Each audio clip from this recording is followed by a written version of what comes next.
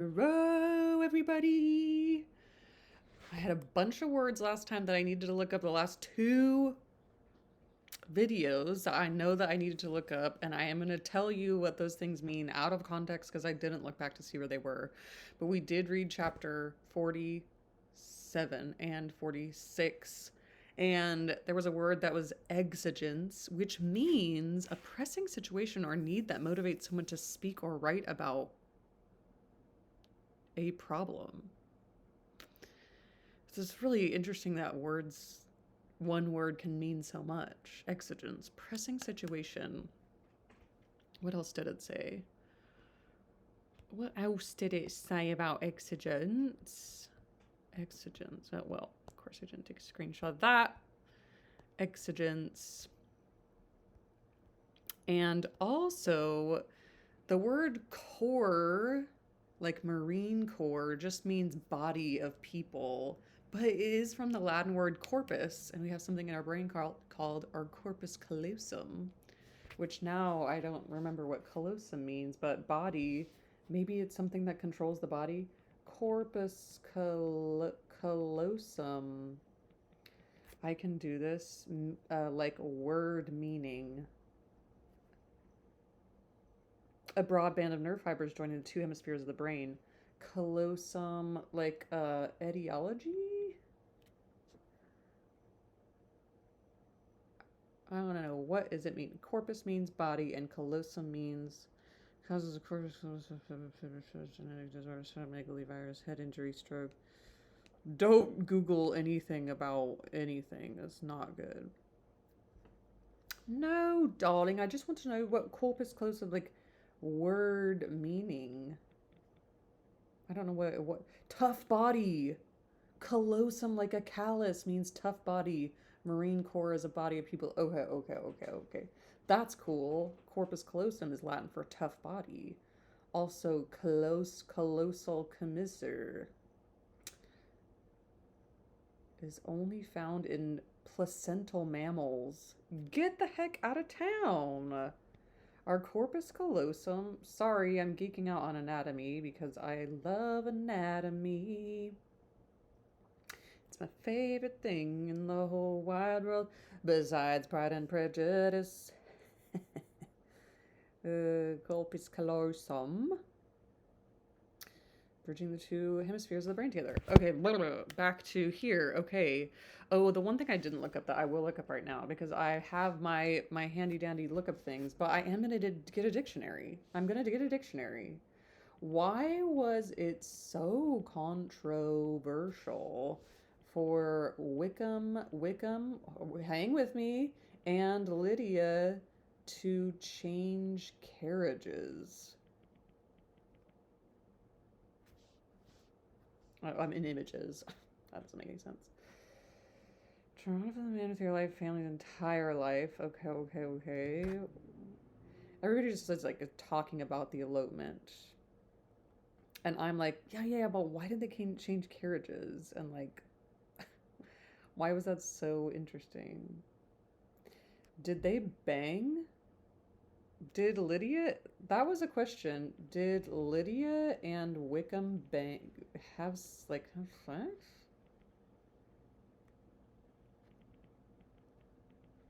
I didn't even think about that. I just thought that they like were running off together. While the text never explicitly states that Lydia and Wickham had sex before marriage, the strong implication is that they did, as they eloped and lived together unmarried, which is, in the social context of the time, would be considered a clear indication of premarital sexual relations. Whoa. Premarital sex is highly scandalous and considered a major social transgression for women, especially within the upper class. Okay, I don't know why I didn't even think that they'd be banging, but the main reason why Lydia's elopement with William was so damaging was because it was assumed they had engaged in premarital sex, jeopardizing future marriage prospects. Okay, you guys. It's so innocently written, kind of, in my brain, compared to, like I said, anything else nowadays that I'm like, oh, they just ran off together. No, it is very much that they had sex before marriage. Okay. I couldn't find anything on about capers and frisks, which was, I think, when the children saw their aunt and uncle, Mr. and Mrs. Gardner, and said something about capers and frisks, and they were just like, children are, those are children. I don't know. It didn't say much. Invectives is insulting, abusive, highly critical language. Insults or abusive and highly critical language. Whoa. And postillions, I thought postillions had something to do with the post, like the U.S. Postal Service is like something to do with postillions, but it is just a person who rides the leading left-hand horse of a team or pair drawing a coach or carriage when there is no coachman, which seems like that would be really wild to like control a whole thing just from one horse on the left-hand side. I don't even know. That sounds really crazy. Never, barely have ever ridden a horse in my life and never had been in a carriage. I mean, maybe I've been in a carriage once. Who can remember? Anyway, we're going back into reading today. It's been a gloomy last couple of days, but I did go on lots and lots of long walks, and it's been gorgeous watching the sunset every night. It's been beautiful out, and it's a little cloudy outside, but it's gorgeous. And we're going to dive into chapter 48, where Mr. Gardner is going to go off, and Mr. Bennet may or may not be murdered on the road to trying to find Lydia and Wickham. Mrs. Bennet is like, I'm certain he will be murdered and killed and try to fight Mr. Wickham, and he will certainly die. It's really funny. Yeah. Obviously, let me know if you guys have any other questions, and I would love to look up things, and I would love to look up anything that I missaid or misspoke, or if I'm pronouncing anything incorrectly, which I'm certain I am, let me know. Let me know in the comments, questions, comments, and concerns, and let me know how I'm doing. And and again, I do again apologize for forgetting that Ireland is an island, and Scotland is a part of, and I'm sorry. Okay. The whole party were in hopes of a letter from Mr. Bennet the next morning, but the post came in without bringing a single line from him. His family knew him to be, on all common occasions, a most negligent and dilatory correspondent. But at such a time they had hoped for exertion. They were forced to conclude that he had no pleasing intelligence to send, but even of that they would have been glad to be certain. He said, I'll write if anything happens, and nothing has happened. And so he hasn't written, but they're like, just write and tell us nothing's happened. And he said, no, I'm busy. Oh, I did forget. I know I just started, but I did forget. There was a whole passage in chapter 46 that I did need to. I was uncertain about what it meant. And maybe I should go back and reread it. I think it was mostly about, if gratitude and esteem are good foundations of affection, Elizabeth's change of sentiment will neither be improbable nor faulty, but if otherwise, if regard springing from such sources is unreasonable or unnatural in comparison of what is so... It was this really, really long sentence, and the whole paragraph, I just was so unsure of what I was reading, but like my brain and imagery and corpus callosum, things were firing in my brain, but I couldn't get them out. And so I did look it up, and there is so many posts on Reddit about that specific paragraph that I'm just going to go back real quick before I get into it. If gratitude and esteem are good foundations of affection, Elizabeth's change of sentiment will be neither improbable nor faulty. And it says, Elizabeth's new love for Darcy makes sense if love is based on gratitude and esteem. But if otherwise the regard springing from such sources is unreasonable and unnatural in comparison of what is so often described as arising on the first interview as its object, the object is Mr. Darcy, my first interview of Mr. Darcy. Nothing can be said in her defence, except that she had given somewhat of a trial to the latter method in a partiality for Wickham, and that its ill success might perhaps authorize her to seek the other less interesting mode of attachment. Okay. So it says, some people think love at first sight, or at least Attraction at first impression is a valid way to choose a partner. Elizabeth tried this with Wickham and realized it was a dumb way to fall in love, and he is an idiot, clearly. It's a dumb way to fall in love. But God, I did this when I read the first time too. Be that as it may, she saw him go with regret, and in the early example of what Lydia's infamy may produce, found additional anguish as she reflected on that wretched business. And it's the translation basically is she wishes things could have been different, and she also feels somewhat guilty for not realizing what he was in the first place. The whole situation makes her feel anguish. How could she have known? Somebody also said, I would add here that most of this sentence is her thoughts on the impact of Lydia's disgrace has on her and her sisters. She incorrectly assumes that Darcy is immediately leaving because she is now in social disgrace and cannot be in her company anymore. Oh, whether because society expects it or because he will loathe her now. That's what I was thinking too. She's like, I've been proven correct that my family is actually terrible. And then there's this other long post that I'll read too because it's interesting to me, and I'm going to get back to reading chapter 48.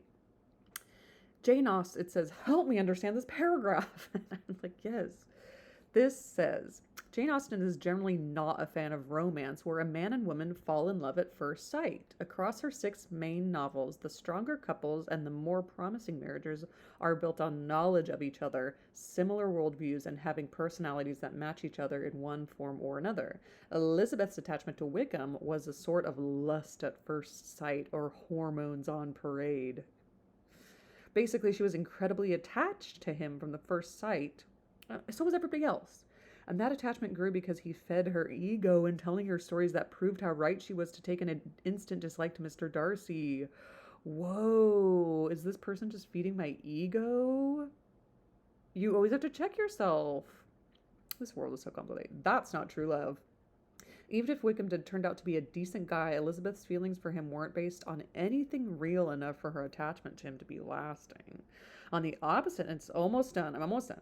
On the opposite end of the spectrum, when she finds out that Mr. Darcy is actually a very good guy with very real flaws, thank you for being real, she doesn't suddenly fall in love with him either.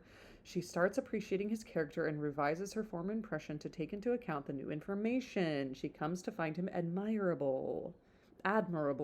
She also knows he has feelings for her, so now that she understands the quality of man that he is, she is very appreciative that such a man would find her interesting and impressive, which he does. She's not in love with him quite yet at this stage, but because of Lydia's actions, she convinced this time that Mr. Darcy would never, ever propose to her again. Oh my God. Lydia has ruined them all, and she is not in love with him, but she is now sorry that their relationship won't grow any further. That's right. She's like, I probably will never see him again. Right. I'm so glad I looked up because in my brain, I was like, this is probably what it's saying, but it is so chunky, and that sentence was it was so long.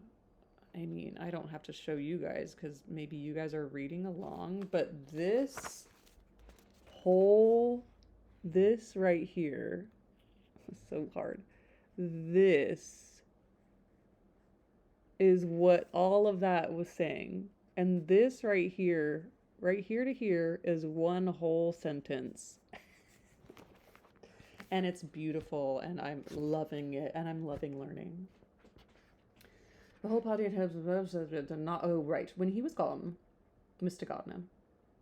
When he was gone, they were certain at least of receiving constant information of what was going on. Their uncle promised at parting to prevail on Mr. Bennet to return to Longbourn as soon as he could, to great consolation of his sister, who considered it as the only security of her husband's not being killed in a duel. Could you imagine if there was a duel? They whipped each other in the face with gloves and then had a duel like in Bridgerton. Oh, that was intense. Mrs. Gardner and the children were to remain in Hertfordshire and a few days longer, as the former thought her presence might be serviceable to her nieces. She shared in their attendance on Mrs. Bennet, and was great comfort to them in their hours of freedom. Their other aunt, who also visited them frequently, and always, as she said, with the design of cheering and heartening them up, though as she never came without reporting some fresh instance of Wickham's extravagance or irregularity. She seldom went away without leaving them more dispirited than she found them. Not a great person to have during a tense moment. If you're just going to sit here and ramp everybody up and make everybody feel worse, I don't need you to come over. Actually, I would rather you not. When I'm ready to be catty about it and feel dispirited about it, then that's fine, but I can't. I just. Sorry. All Meryton seems striving to blacken the man who, but 3 months before, had been almost an angel of light. Also, don't put people up on pedestals. Because, as it said in that one post, girl, we all got stuff going on. Don't put people... He simply can't be an angel of light. Nobody knows him. He was declared to be in debt to every tradesman in the place, and his intrigues, all honoured with the title of seduction, had been extended into every tradesman's family. Ugh, everybody declared... Wait, like, he tried to seduce every tradesman's, like, wife? Oh my god. Everybody declared that he was the wickedest young man in the world, and everybody began to find out that they had always distrusted the appearance of his goodness. Yeah! Whoa. Elizabeth, though she did not credit above half of what was said, believed enough to make her former assurance of her sister's ruin more certain, and even Jane, who believed still less of it, became almost hopeless. If Jane is almost hopeless, then it's not good. More especially as the time was now come when, if they had gone to Scotland, they can drive to Scotland, which she had never before entirely despaired of, they must in all probability have gained some news of them. Mr. Gardiner left Longbourn on Sunday. On Tuesday his wife received a letter from him. It told them that, on his arrival, he had immediately found out his brother had persuaded him to come to Gracechurch Street, that Mr. Bennet had been into Epsom. I didn't look that up. Now that I can, I will. Epsom, England, is the origin of Epsom salts? I forgot about that. They mentioned Epsom again. Epsom, England, source of Epsom salt? Question mark? Oh my god, Epsom salt comes from a bitter saline spring in Epsom, Surrey, England. Whoa, the spring is located where the chalk of the North Downs meets the London clay. Certainly I alone have bought so many Epsom salts that I feel like there's probably no more Epsom salts in Epsom. Is that true? Does it just keep making more Epsom salts? It's an unlimited supply of Epsom. It's a spa town. Epsom salts were discovered in Epsom in England, a spa town in the 1600s. Doctor and botanist Nehemiah, love that, Nehemiah Grew studied, his name is Nehemiah Grew, studied the salts in water and tried to patent the salt. He got into a fight with apothecaries about it. The drama behind Epsom salts. The history of epsomsalts.co.uk. Oh my god. I had no idea. I was thinking Epsom salts were from like Turkey. I don't know. I mean, even like Utah, I guess the Great Salt Lakes. This is fascinating. Epsom, Surrey. Traditionally, the miraculous qualities of the mineral spring on Epsom Common were discovered in 1618 by a donkey. By a donkey, according to Sweet, writing in 1860, but this rather fanciful Victorian historian. I've decided I'm going to completely switch jobs, and I am going to become a Victorian historian. That's fun. Was it only putting his own slant on the tale, which authors before and after him copied from one another? Oh, wow. Okay. Thank you for looking that up, Emily. My gosh. Epsom salts. Sorry. Mr. Bennet had been to Epsom. He had a little Epsom salt bath at the spa town, and Clapham, which is notoriously known for its clapping, and ham, before his arrival, but without gaining any satisfactory information, and that he was now determined to inquire at all the principal hotels in town. And as Mr. Bennet thought it possible they might have gone to one of them on their first coming to London before they procured lodgings. Smart. He's a detective. He's doing a little detective work. That's cool. Mr. Gardiner himself did not expect any success from this measure, but as his brother was eager in it, he meant to assist him in pursuing it. He added that Mr. Bennet seemed wholly disinclined at present to leave London, and promised to write again very soon. There was also a postscript to his letter to this effect. I have written to Colonel Forster to desire him to find out, if possible, from some of the young man's intimates in the regiment. Oh, friends that he knows really well. Whether Wickham has any relations or connections who would be likely to know in what part of town he would now conceal himself. Ooh, is there a secret hiding place in London that... He's doing detective work, Mr. Bennet. If there were anyone that one could apply to with a probability of gaining such a clue as that... Arthur Conan Doyle got some of his stuff from Jane Austen, I think. A clue. It might be of essential consequence. At present, we have nothing to guide us, right? We're just in London, just chatting with people. And that's that. Colonel Forster will, I dare say, do everything in his power to satisfy us on his head. But on second thoughts, perhaps Lizzie could tell us what relations he is now living, better than any other person. Elizabeth really got to know him really well. Elizabeth was at no loss to understand from whence this deference to her authority proceeded, right? Like, how am I the authority on Wickham? I barely even know the guy. But it was not in her power to give any information of so satisfactory a nature as to the compliment deserved. She had never heard of his having had any relations except a father and a mother, both of whom had been dead many years.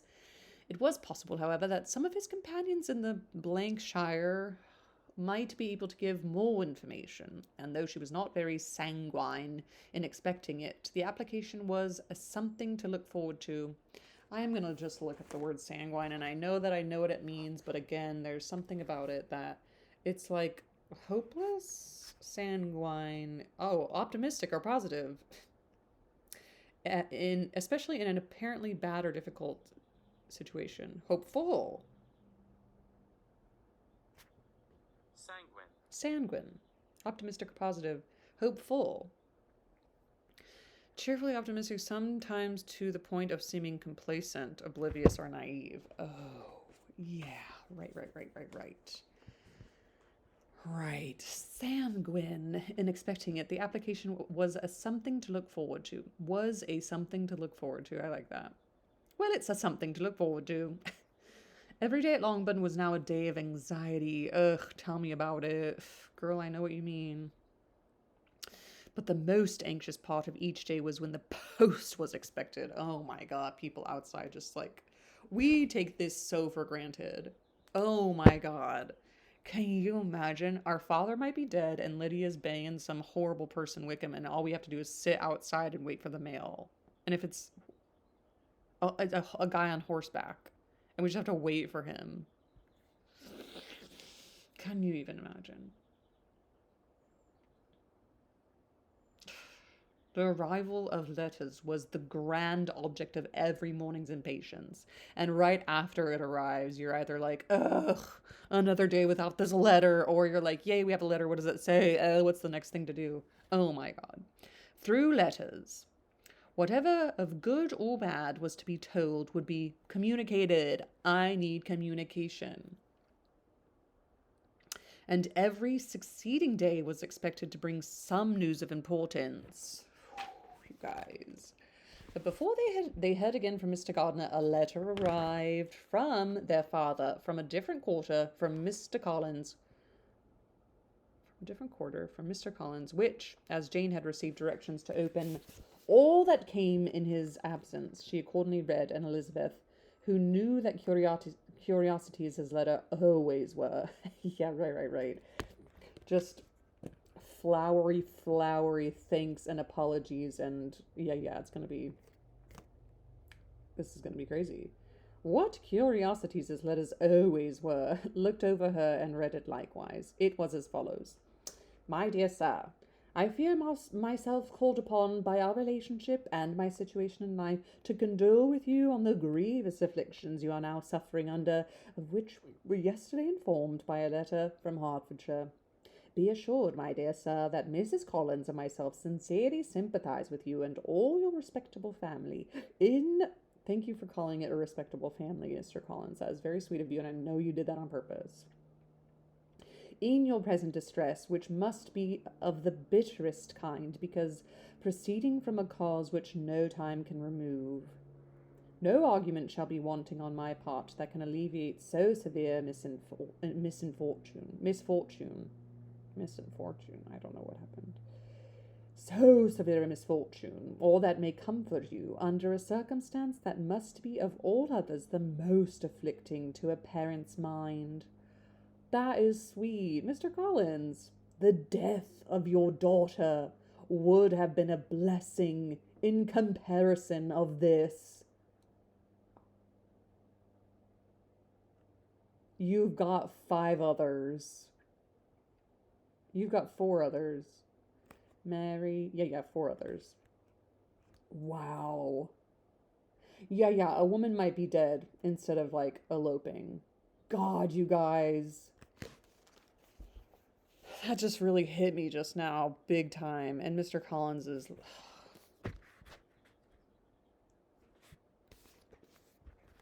Whoa.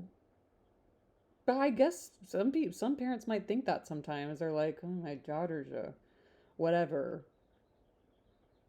Works at Starbucks and I really wanted her to be a doctor. She might as well be dead. Ah! I'm gonna cry. Okay. And it is the more to be lamented because there is reason to suppose, as my dear Charlotte informs me, that this, licentiousness of behavior? Licentiousness. It's a really long word. Sorry. I'm a dumb American. I'm going to write a song. What did I even read? In what? Uh-oh. Lost my page. Uh-oh. What did it say? Incentive what? I didn't even spell it right. Sorry. Oh yeah, I'll just do licentious. Who is this? It keeps changing every single time. Licentious. Promiscuous and unprincipled in sexual matters. What? Licentious. It's such an eloquent word for a promiscuous whore. Disregarding accepted rules or conventions, especially in grammar or literary style. I am licentious, I'll tell you that. Oh my God, she might as well be dead. And Charlotte informs me that this licentiousness of behavior in your daughter has proceeded from a faulty degree of indulgence. Though at the same time, for the consolation of yourself and Mrs. Bennet, I am inclined to think that her own disposition must be naturally bad. You guys didn't raise her this way. I think she's just naturally bad. You guys did really good on the first 2, but everybody after that might as well be dead. Oh my God. Or she could not be guilty of such an enormity at so early an age.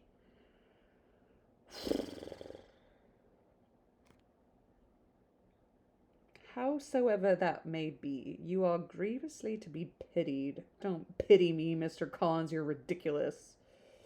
In which opinion I am not only joined by Mrs. Collins, but likewise by Lady Catherine and her daughter,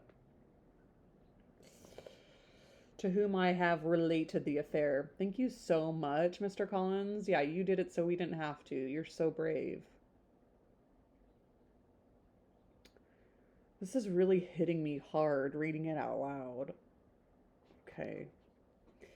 They agree with me in apprehending that this false step in one daughter will be injurious to the fortunes of all others. For who, as Lady Catherine herself condescendingly says, will connect themselves with such a... For who, as Lady Catherine herself condescendingly says, will connect themselves with such a family? Guess what, bitch? I'll continue on.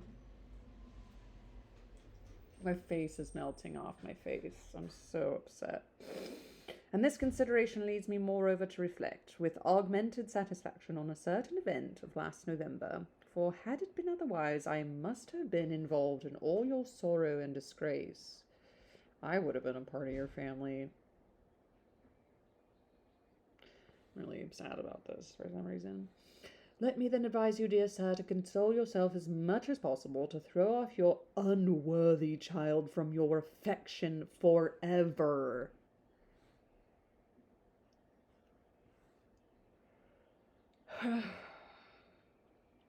And leave her to reap the fruits of her own heinous offence.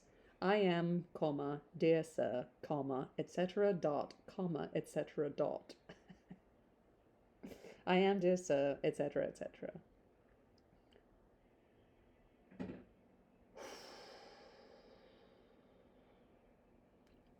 Mr. Gardiner did not write again until he had received an answer from Colonel Forster, and then he had nothing of pleasant nature to send. It was not known that Wickham had a single relationship with whom he kept up any connection, and it was certain that he had no near one living.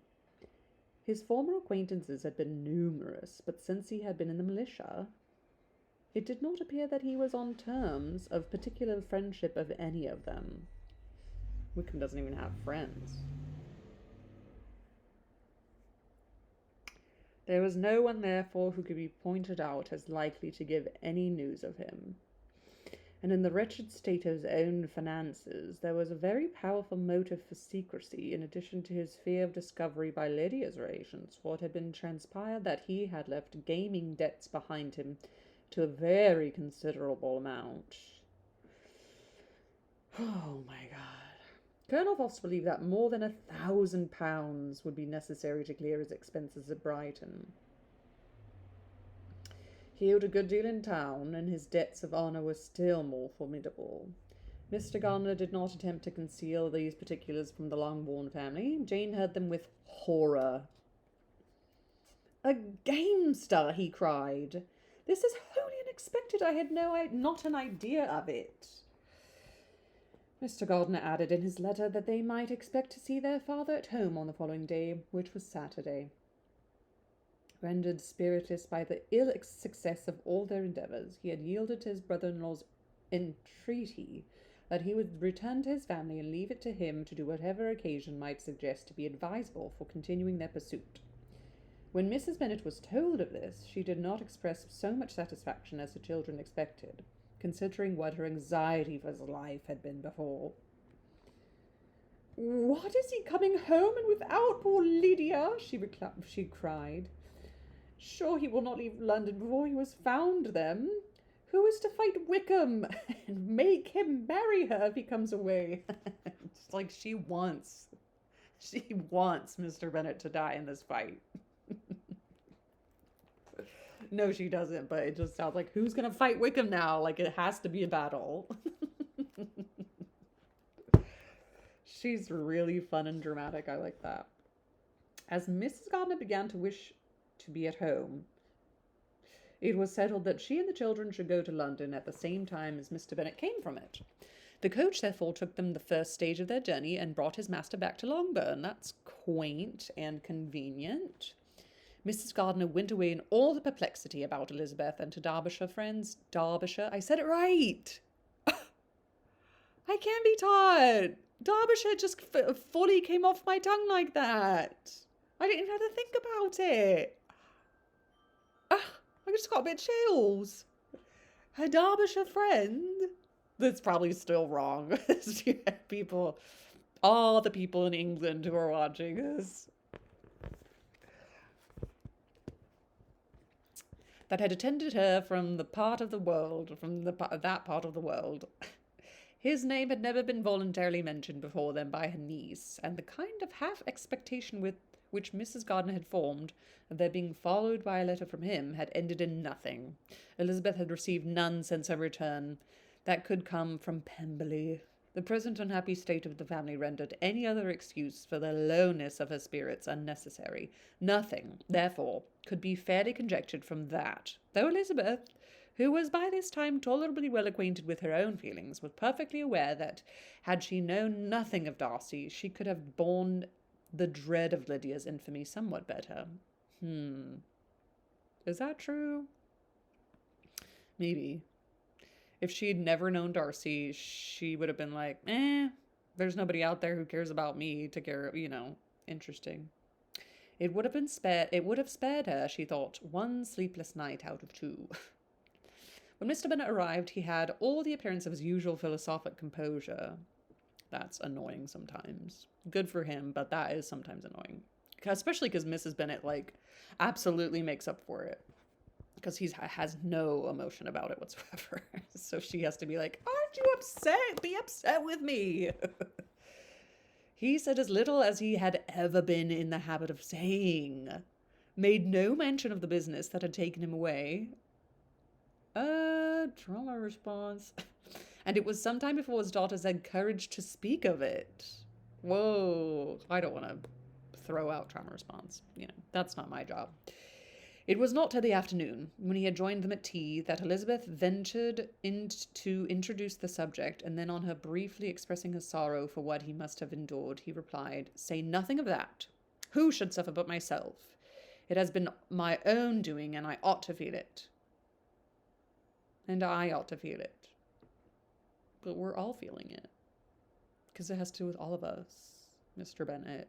Okay. You must not be too severe upon yourself, replied Elizabeth. You may well warn me against such an evil. She did warn him against such an evil. Human nature is so prone to fall into it. No, Lizzie, let me once in my life feel how much I have been to blame. I am not afraid of being overpowered by the impression. It will pass away soon enough. Do you suppose them to be in London? Yes, where else can they be so well concealed? Oh, also good point. If they were in a little tiny dinky town, little tiny small town. Yeah, everybody would be like, yeah, they're up in Hobbiton. Yeah, they're in Hobbiton. And Lydia used to want to go to London, added Kitty. Oh, Kitty knows, dude. Kitty's like this guilty by association accomplice to practically murder, according to Mr. Collins. Oof. She is then happy. She is happy then. It's like, I made it more Jane Austen than Jane did. She is then happy. No, it says she is happy then. And said her father dryly, and her residence there would probably be of some duration. Because he's probably building up debts in London, too, because nobody knows him. Maybe. Then after a short silence he continued, Lizzie, I bear you no ill will for being justified in your advice to me last May. Wow, it's already been since May? That doesn't make sense. Which, considering the events, shows some greatness of mind.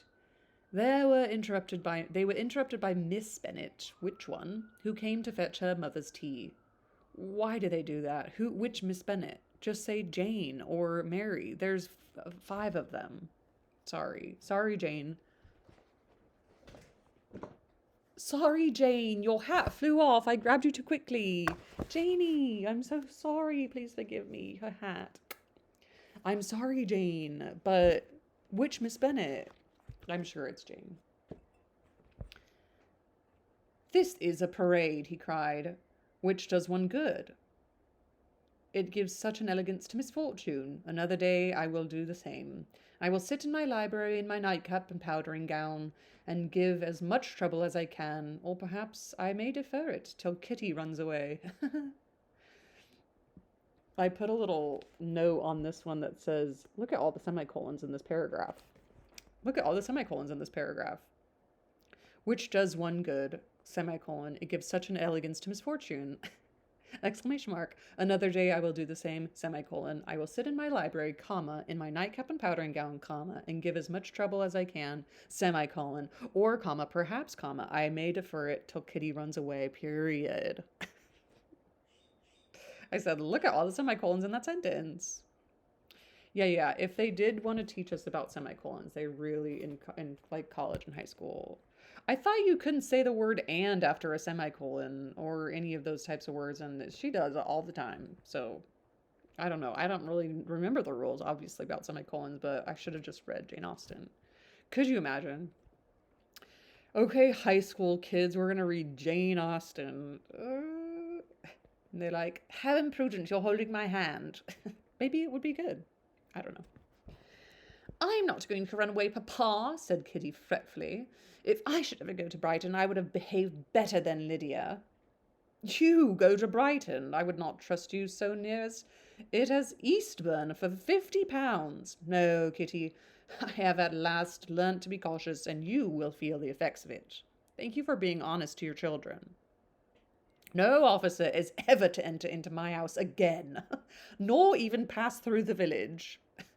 Balls will be absolutely prohibited. Oh, balls.